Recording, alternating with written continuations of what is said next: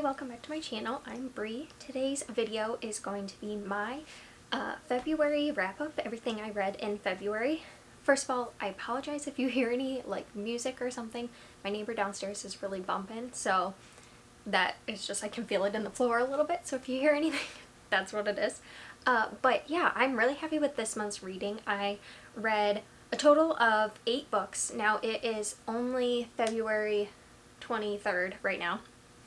So I am filming this a bit early, so if there are more books read by the end of the month, I'll pop in and add those here, add those at the end. But I am going out of town tomorrow to do a lot of wedding stuff, so that is why it is a little early. So yeah, I will film any clips if I've read anything else. But for now, I have read 8 books and I'm really happy with that. I had a really good reading month and I participated in Blackathon, which was really fun. So yeah, without further ado, let's get into the video.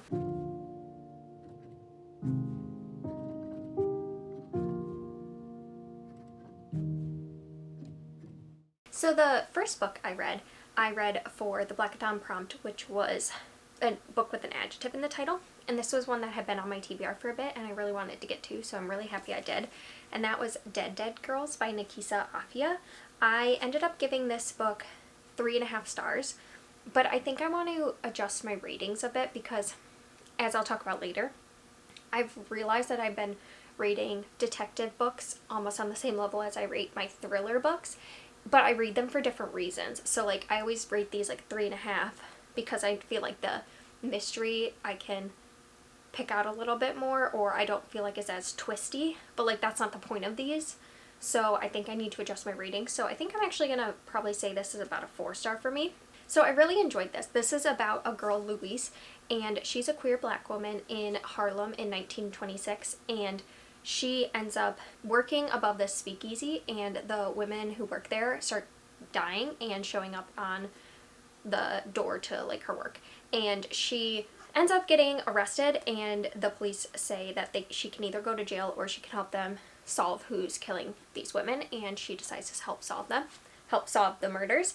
It's about her whole woman sleuth trying to figure out what's happening, and I thought it was really well done. I really liked the extras of the world of this time period. I thought it was really cool. I think she did a good job of just interweaving life in that time with the narrative of the mysteries, and so it felt like you were there. And I liked Louise, the character, and I liked the friend dynamics and the love dynamics throughout this whole thing.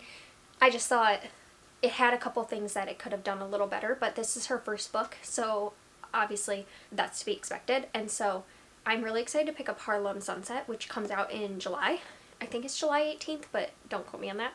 And I'm definitely going to pick it up because I think this could be a new detective series that I really enjoy, or a sleuth series, because she's technically not a detective, but you know what I mean. So yeah, I really like that, and that was the first book I read this month, and it turned out really good.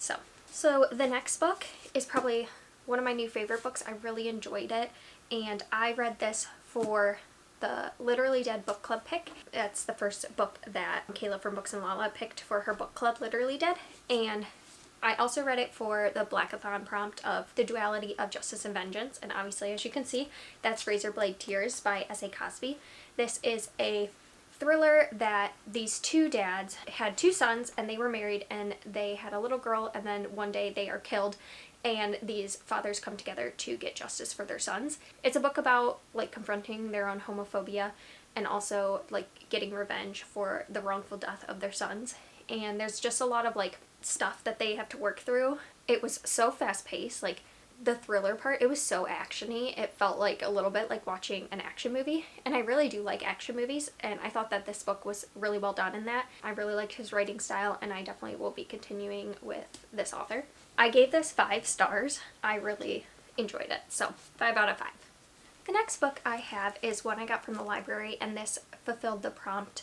No, this fulfilled a different readathon that I'm doing, which is Kayla from Books and Lala's Buzzwordathon, and the thing of the month was an adjective, or not an adjective, possessive. So I picked my, and this is My Sister the Serial Killer by Oyinkan Braithwaite, and she's a Nigerian author, and this is set in Nigeria, and it's 2 women One is an older sister and a younger sister, and the younger sister is murdering her boyfriends, and the older sister helps clean it up.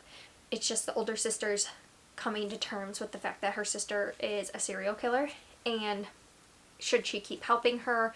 And ultimately there's a guy that the older sister starts to fall for, and the younger sister is going to be with him and probably kill him. And so it's the older sister trying to come to terms with what's happening and figure out what she should do about it.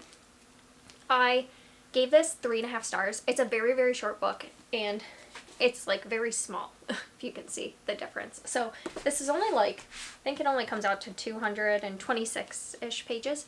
It reads super fast. I read this in a whole day because it's not very long, especially with how small the book is. Like, that's not really 226 pages. I thought it was good. I wanted more like eeriness and suspensefulness, and this is more just a look into like sister dynamics and kind of like a look into this woman's head. There's not a ton of action that happens, but that being said, I did like want to know what was happening. I kept reading. I read it in a day. So I gave it 3.5 because I just wanted there to be more eeriness and suspense to it. Like, when you read My Sister the Serial Killer, I just thought that it was going to be like darker, I guess, than it was, but I really did enjoy it, and I would definitely read more of her stuff. So yeah, I gave this 3.5 stars, and I'm really glad I read it because it had been on my TBR for a while.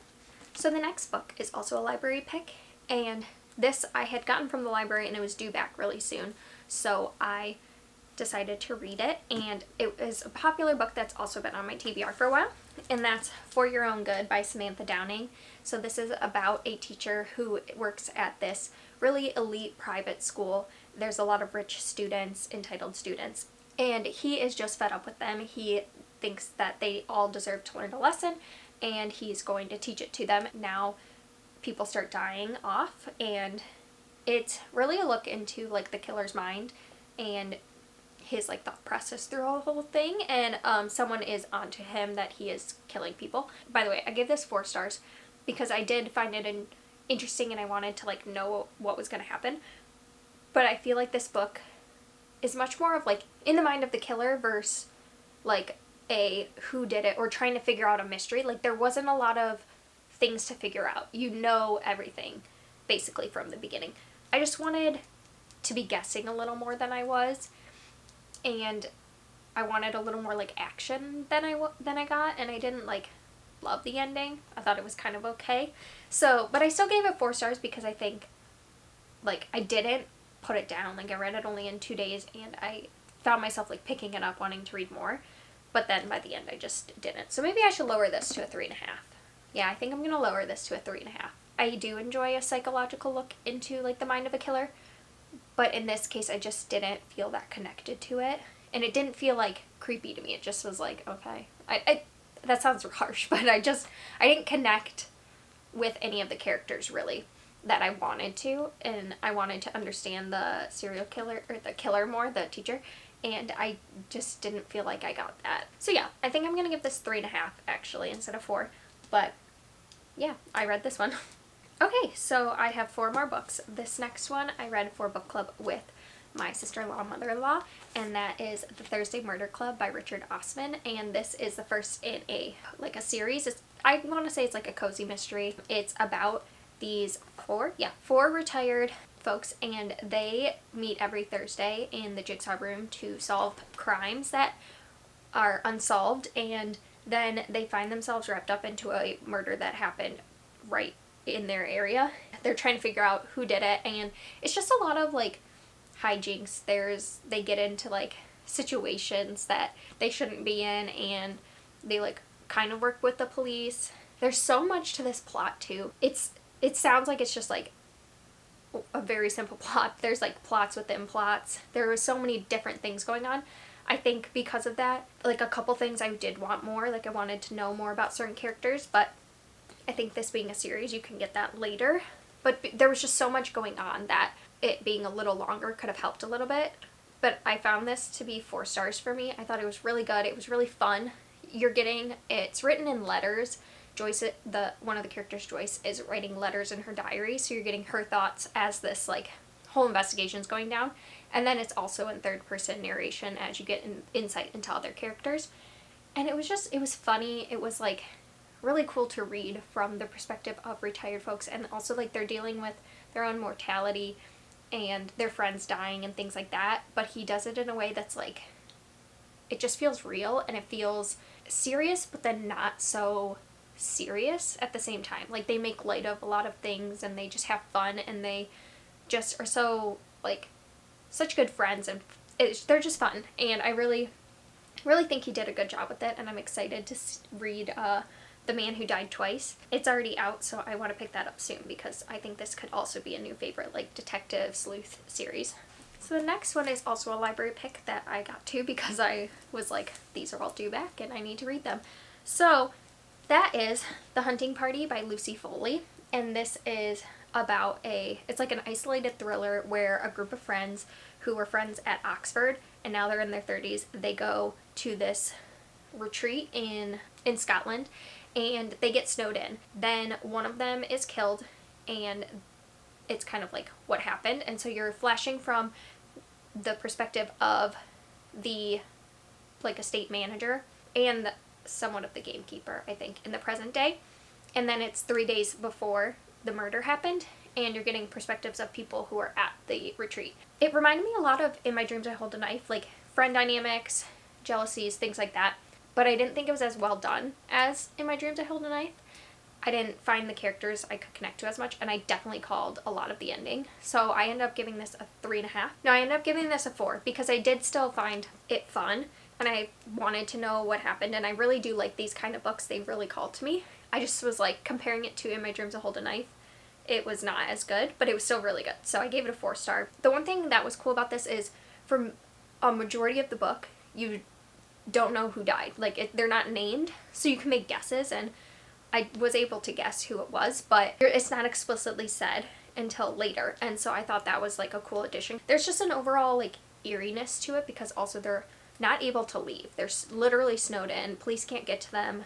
Emergency services can't get to them. So I thought it was pretty good. I enjoyed it. I don't think the end was as satisfying as I wanted, but I would definitely read another Lucy Foley. So yeah, I'm glad I did. I enjoyed it. It was a 4 star. The next one I read on ebook because I couldn't find it anywhere, and so I'll put a picture up here. That is The Perfect Ruin by Shanora Williams. That is the book club pick for Blackathon, and it also fits with the prompt that is mental health, mental illness, physical illness representation.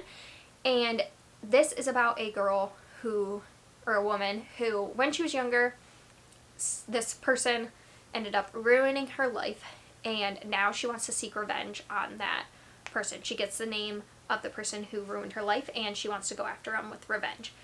And it's written in her writing to her therapist, and I found that an interesting way to do it because she's just talking like she's talking to this person, and you're reading it as if you are that therapist. So I ended up giving this a 3.5 stars because, for one, for over half the book, you don't know why she wants revenge on this woman. And while I didn't think the woman was perfect and I could like sympathize somewhat with the main character, I think not understanding what actually happened to her was hard to want this revenge. And it's a lot about like, it's a really rich woman. She's like supposed to be the richest in Florida, and now this girl's trying to like take over her life. I don't know, the revenge side of it just wasn't as strong for me. There wasn't a lot like moving it forward. The second half of the book, it took a turn, and I was like, oh wow, okay, like I can get on board with this. And I enjoyed like the second half of the book. That's why it wasn't lower for me, because I did really want to know what's happening. Once I hit the second part of the book, I was like, couldn't put it down. But then the ending, I felt like she was just trying to do too much. So she has like a reveal, and then there's another twist, and then another twist. I think there ends up being like maybe 3 twists in the end or something. I can't remember exactly. But it just was like too much. Like I wish she had ended it sooner and didn't keep trying to like add this. I just thought that like went a little too far for me. Yeah, that's my thoughts on that. I really enjoyed doing Blackathon, and I definitely want to like read more thriller books by authors I've read throughout this. Like S.A. Cosby, he definitely is like a new author that I want to read more from. I picked up his Blacktop Wasteland, so I'm like really happy with that. and I found some really good authors out of this. Okay, so the final book I'm going to have on this month, unless I end up reading more and add it on after this, but this one I am only 78 pages into, but I wanted to include it because I know I'll finish it, because I just am already loving it, and I'm going to probably fly through it today and tomorrow. So that is Finlay, Donovan is Killing It by El Casamano.